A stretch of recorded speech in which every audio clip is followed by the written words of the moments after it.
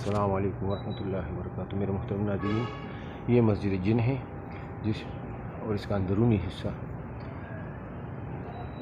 اسی مسجد پر، اسی مقام پر حضور علیہ الصلوۃ والسلام نے اپنی مکی دور میں نماز پڑھی تھی، اور اسی موقع پر جنات کی ایک جماعت تشریف لائی اور انہوں نے اسلام قبول کیا تھا۔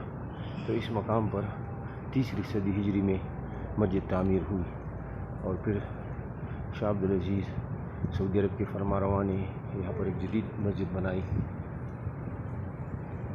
یہاں زائرین،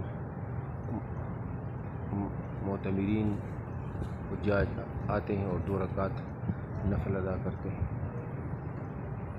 خوبصورت مسجد ہے۔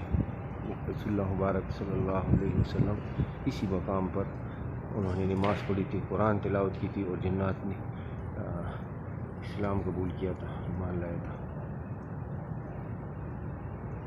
اللہ تبارک و تعالی ہم سب کو ان مقدس مقامات کی زیارت کی توفیق عطا فرمائے۔